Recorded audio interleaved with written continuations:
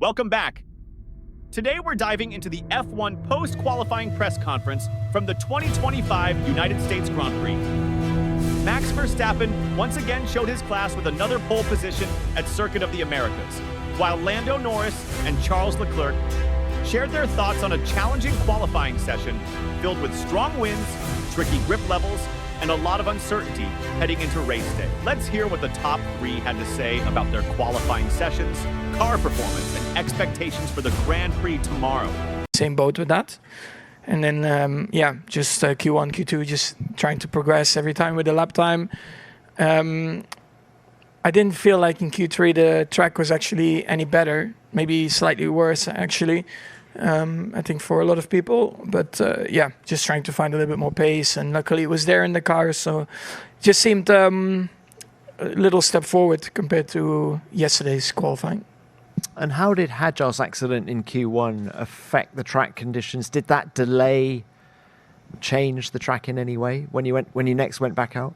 I think it just made you aware that it was quite tricky around there, which was the case throughout the whole of qualifying. The car was quite loose in that area, so I can understand what happened there. You just had to deal with that for the rest of qualifying.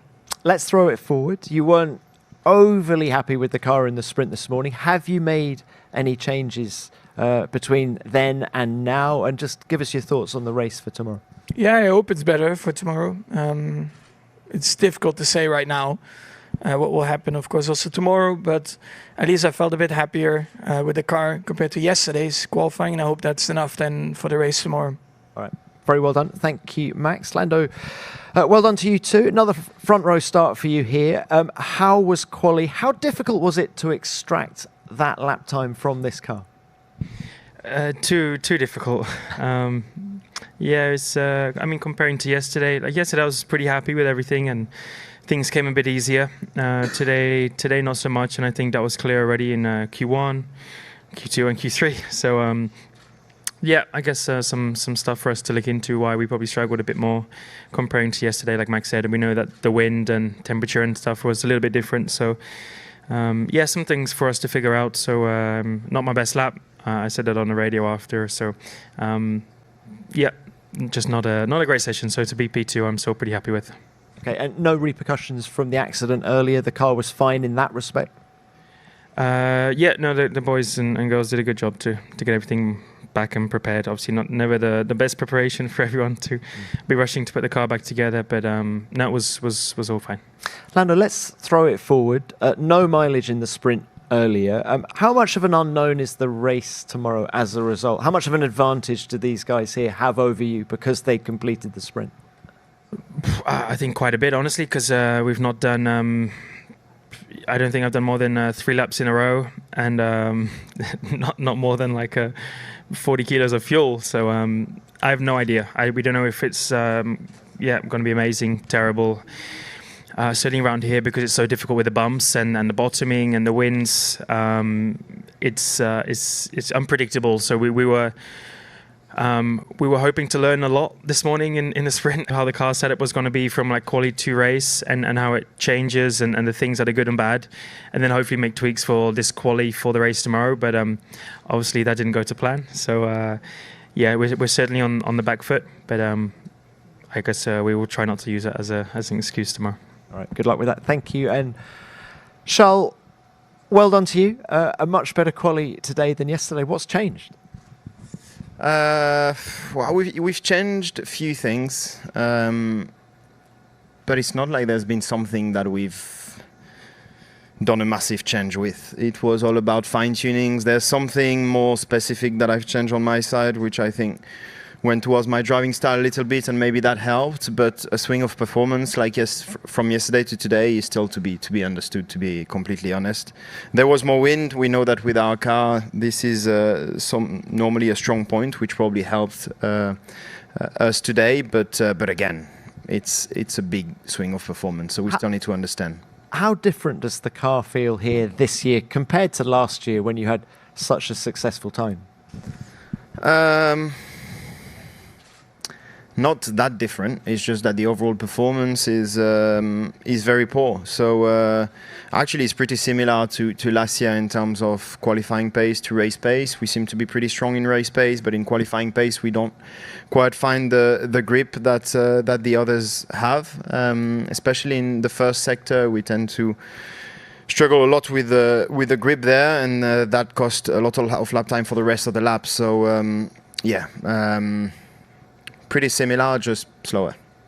Looking to tomorrow then. You say you have good race pace. Can you hang on to these two? Even beat them maybe? I don't know. A good start like last year probably will help with the free air, but I don't think that we quite have that pace in the car. But never say never. I think last year we were very surprised once we got into free air to see the amount of pace there was in the car. I hope we can have the same surprise tomorrow, but for now it seems unlikely. Very well done to you as well. Let's open this to the floor. Name and publication, please. Andrew Benson, BBC Sport. Lando, for you.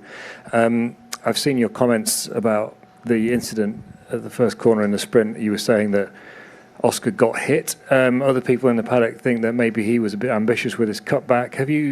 Has the team reviewed it together yet? And what is your view specifically on that incident and what happened?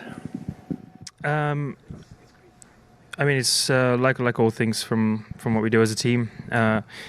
It'll be reviewed. I think it probably takes a bit more time to understand everything. And certainly just before qualifying and probably before the race tomorrow is not the best time. So I think things will be reviewed to understand a few more things. But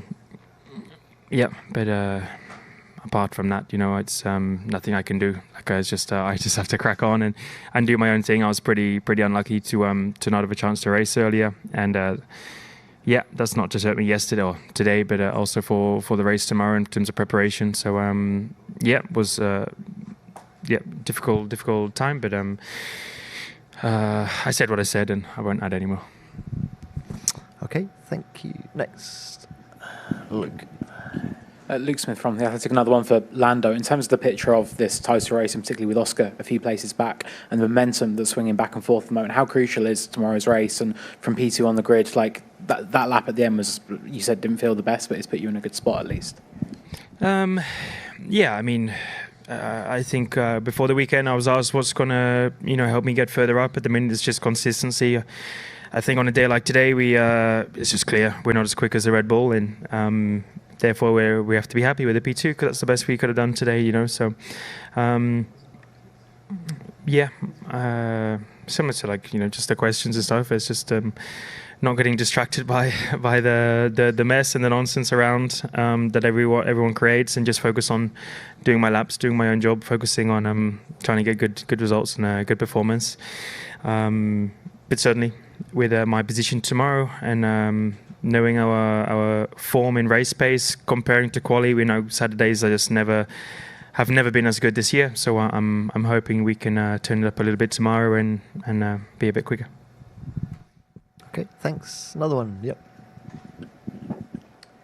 Sahil Kapoor, NBC. Question for Max and for Lando. Max, you said earlier that if the McLarens had gone on in the sprint race, you weren't sure you'd be able to stay ahead based on what you saw in qualifying and maybe some changes in your car. Do you still worry that you might not be able to stay ahead? And Lando, I wonder, race pace-wise, just how optimistic do you feel tomorrow about the win? Yeah, I mean, I don't know. I mean, we changed some things on the car, and hopefully that will help tomorrow. And that's the most important. But yeah, we'll find out. I mean, I don't really think about it too much. I'm confident that I think we improved the car, and hopefully we can show that. I mean, I have to be optimistic. It's silly not to be, but I think every single lap that we did today was between 5 tenths to 3 to 5 tenths off of Max. So to turn that around completely tomorrow, I think it's going to be pretty difficult. I think normally when we have better Sundays, we're quite a bit closer than 3 to 5 tenths. And I'm sure if Max did his final lap, he probably would have gone a good step quicker again. So, not the most hopeful in terms of how our performance was today, but may as well be hopeful anyway. Lando, did you expect the Red Bull to be as quick here as it is? I mean, they've been quick in many races recently. The last 2 months, they've been doing a very good job. Both Max and Red Bull. they've just been, they've been doing a good job, and have seemed to catch us up a little bit. And we're not talking a lot. It's just enough that they're a bit more consistently ahead and on the front row. And when you're on the front row and kind of can have nice races, it can get you a lot of points and give you a lot of opportunities. And then of course Max is the one who makes the most of them. So I think most places we go now, we think Red Bull will be our biggest competitor, and that's how it's been for the last few months, and I would say the whole year.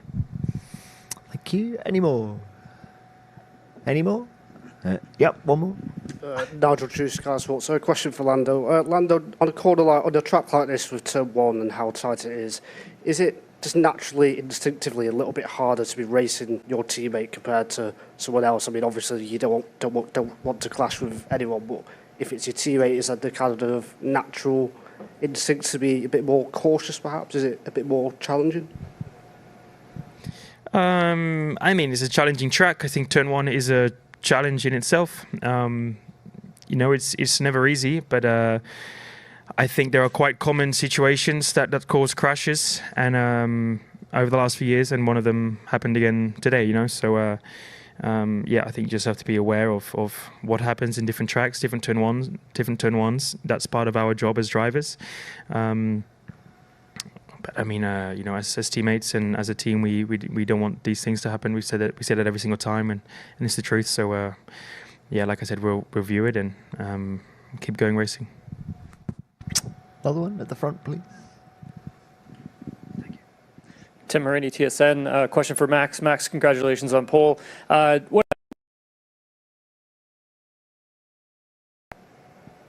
Yeah, there were just some people in... Jesus. There were some people in front that were just leaving like 10 seconds easily.